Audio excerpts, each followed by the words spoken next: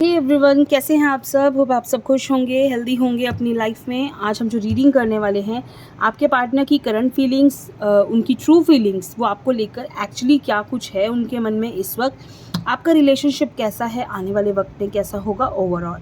ये collective reading है, timeless reading है, सभी ज़ोडिएक साइन वालों के लिए है, सभी एज ग्रुप वालों के लिए है, मेल फीमेल सभी के लिए है। आप कभी भी देखेंगे, आप इससे रेजोनेट कर सकते हैं। एंड अगर रीडिंग आपसे रेजोनेट होती है, वीडियो को लाइक करके क्लेम ज़रूर करें। एंड फर्स्ट टाइम मेरे चैनल पे आए हैं, ज़रूर सब्सक्राइब करें। ये कार्ड्स को शफल करते हैं और देखते हैं।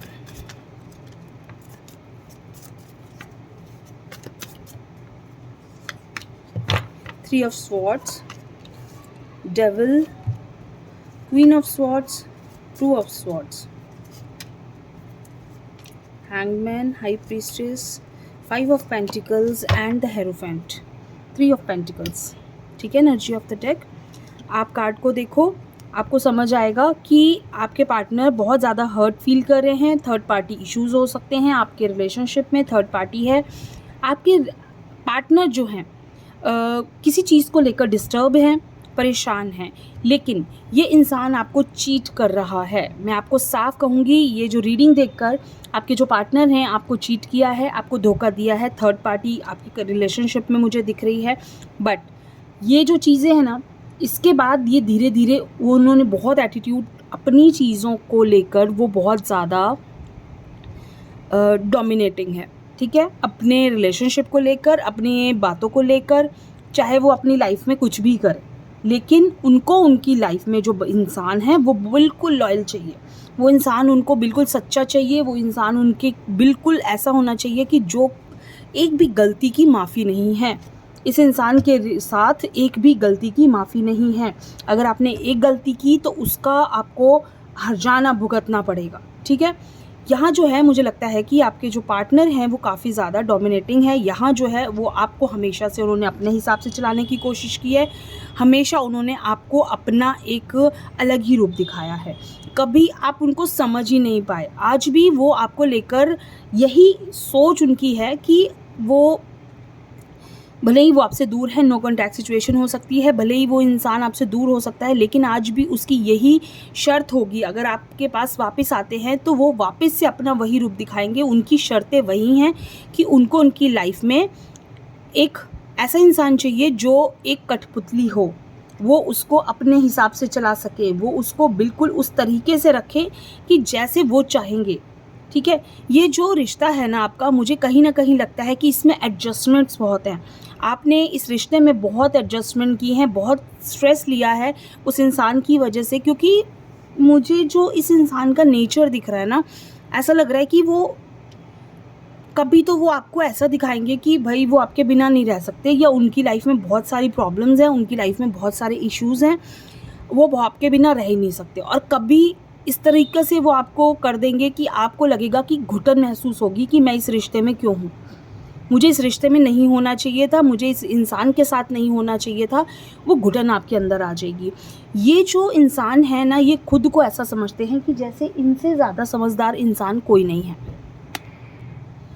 इस इंसान को आपका एक इनको समझना बहुत मुश्किल है, पहली चीज़।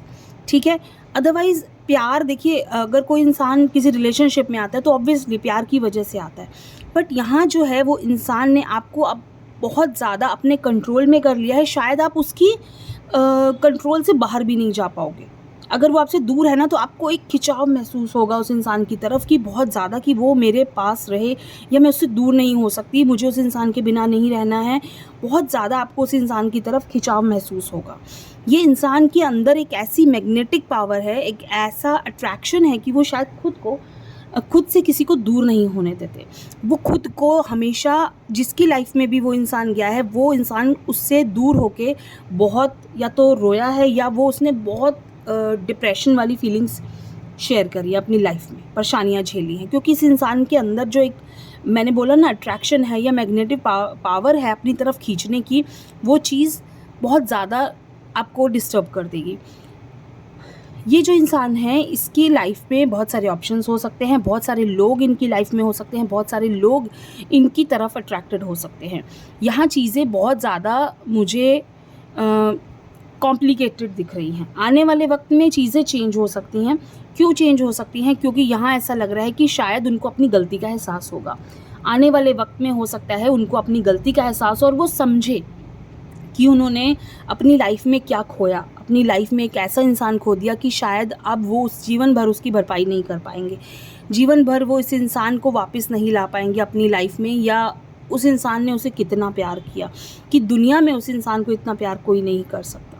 शायद उनका यही नेचर आगे लाइफ में उनके लिए बहुत बड़ी मुसीबत लाए या उनको बहुत ज़्यादा एक अकेलापन महसूस कराए, लेकिन फ़िलहाल इस इंसान के अंदर मुझे कोई अकेलापन, कोई चीज़ें ऐसी नहीं दिख रही हैं। इनका नेचर ऐसा है कि वो कभी अपनी गलती नहीं मान सकते, ना ही वो खुद को कभी किसी के सामने वो गलत साबित करें।